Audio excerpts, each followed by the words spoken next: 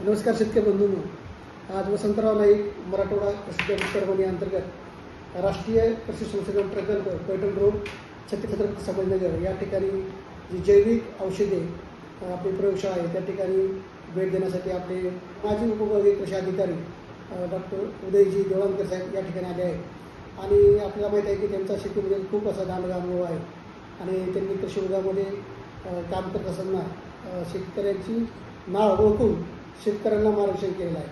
त्यामुळे परत या ठिकाणी मी सरांचं स्वागत करतो। नमस्कार सर। तर आपल्याला अशी विनंती आहे की जी काही आमचे जैविक औषधी आणि खते आहेत आणि आपण वाटतं की मागच्या 4-5 वर्षापासून आपण स्वतःसुद्धा वापरतो आणि दिवसेंदिवस खताची जे काही किमती वाढत आहेत आणि त्यामुळे उत्पादन खर्च वाढत चालला आहे। अशा परिस्थितीमध्ये ही जी काही औषधी जैविक औषधी आणि खते याचा वापर करणं अत्यंत अनिवार्य आहे आणि त्या दृष्टीने आपण आपले अनुभव शेतकऱ्यांना सांगायचं असं आपल्याला आज मी आलेलो ते शेतकरी म्हणूनच आलो आणि माझा अनुभव असा आहे की याच्या प्रोडक्शनच्या सुरुवातीपासून मी याचं ग्राहकसुद्धा आहे शेतकरी म्हणून। सगळ्यांना कल्पना आहे की जमिनीची कार्यक्षमता म्हणजे त्याचं फर्टिलायझर यूज इफिशियन्सी जी आहे ती मुळात कमी झाली। ती कशामुळे कमी झाली तर ऑर्गॅनिक कार्बन कमी झाले। ऑर्गॅनिक कार्बन कमी झाले ते काय काय परिणाम झाले तर जेवढे एरोबिक फंगसेस आणि बॅक्टेरिया आहेत की ज्या इतर किडींना रोगांना कंट्रोल करतात त्यांची संख्या कमी झाली। त्याच्यामुळे त्याचा लोड वाढवणे जमिनीतला हा आपल्याकडे एक असा इलाज आहे की ज्याच्यामुळे नत्र स्फुरद पलाश तिन्हीची उपलब्धता वाढते। हे जे NPK मिक्स आहे आणि ते ह्याच्यात स्पेशल पोटॅश मिक्स सुद्धा बनवलेलं आहे ते खास करून फळबागांना म्हणजे मोसंबी डाळिंब यालाही उपयुक्त आहे। NPK मिक्स ज्यांना फुलधारणा होते अशा सगळ्या पिकांसाठी हे आवश्यक आहे। नत्र आणि स्फुरदाच्या किमती आपल्याला काय माहिती आहे पण स्फुरद अतिशय अनुपलब्ध असलेलं आणि त्वरेने फिक्स होणारा जमिनीत घटक असल्यामुळं आपण आधी खूप फॉस्फेट वापरून ठेवला।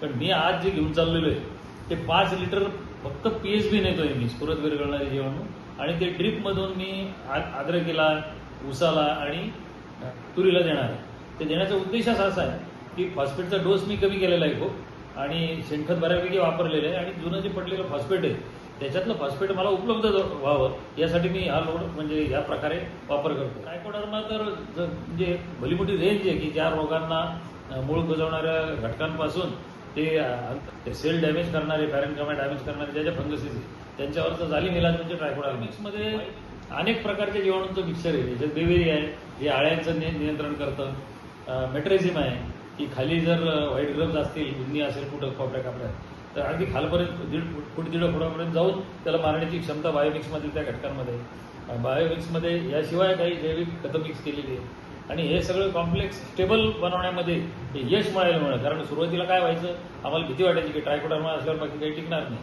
पण संभाजीनगरच्या राष्ट्रीय कृषी संशोधन प्रकल्पात हे अत्यंत स्टेबल मिक्सचर तयार केलं त्याच्यामुळं एका बाटलीमध्ये अनेक समस्यांचं उत्तर याच्यात मिळतं। इतर उत्पादन खर्च खूप कमी होऊन जातो आणि मला इतर औषधांवर खर्च करण्यापेक्षा सुरुवातीला या गोष्टी वापरल्या तर फार चांगला परिणाम रिझल्ट मिळतात। जे डॅमेज होऊन गेल्यावर कंट्रोल करण्यापेक्षा प्रिकॉशन म्हणून या सगळ्याचा वापर केला तर कमी खर्चात अत्यंत चांगला फायदा शेतकऱ्याला होतो। दुष्काळात सुद्धा हे इफेक्टिव्ह आहे आणि हे वापरल्याशिवाय सध्या तरी आपल्याला काही पर्याय दिसत नाही आणि हे NARP तयार केल्यामुळं हे अतिशय स्वस्त मिळतं। बाहेर जर आपण कमर्शियल व्हॅल्यू देऊन घ्यायला गेलो तर याची काही पटीत किंमत वाढेल। त्यामुळे माझी विनंती राहील शेतकरी बंधूला शेतकरी म्हणून की या सगळ्या गोष्टी समजावून घेऊन त्याचा नीट वापर करा। आल्यामध्ये तुम्हाला कल्पना आहे की आमचं उत्पन्न आमच्या भागाचं हे 150 ते 250 क्विंटल कमीत कमी एकरी आम्ही वापरतो। तर आल्यामध्ये मी आलं याच्यात मागच्या महिन्यात ते घेऊन गेलो मी ते म्हणजे त्याचं बेणं ठेवलेलं असताना त्याच्यावर स्प्रे केले मी 2 बेणं ट्रायकोडर्मामध्ये बुडवून लावलेलं आहे आणि आता ट्रायकोडर्माला एका एकरला 2 लिटर असं कमीत कमी माझे 5 इन्सर्शन ह्या सप्टेंबर महिन्यापर्यंत जाते। कारण जुलैमध्ये जास्तीत जास्त पाऊस पडतो, जुलैमध्ये जास्तीत जास्त इन्फेक्शन जमिनीत होतात त्याच्यामुळं बेड पूर्ण लोड असावं ट्रायकोडर्मानी असा माझा प्रयत्न असतो। माझं शेणखत मी भरपूर वापरलेलं आहे, बायोडायनमिक खत वापरलेलं आहे, तागापासून कुजवलेलं खत वरलेलं आहे त्याच्यावरती ट्रायकोडर्मा फार इफेक्टिव्हली काम करतो। याशिवाय ट्रायकोडर्मा असा अनुभव आहे माझा की जे रासायनिक खत आपण टाकलेलं आहे त्याच्या उपलब्धतेत सुद्धा परिणाम ट्रायकोडर्मा वापरल्याने होतो। मला वाटतं की आपला अद्रकामध्ये जो काय महत्त्वाचा प्रश्न आहे कंदकूज आणि सरांनी सांगितलं की बेणी प्रक्रियापासून ते परत सप्टेंबरपर्यंत जे काळवणी करतात त्यामुळे चांगल्या प्रकारे त्यांना नियंत्रण होतं।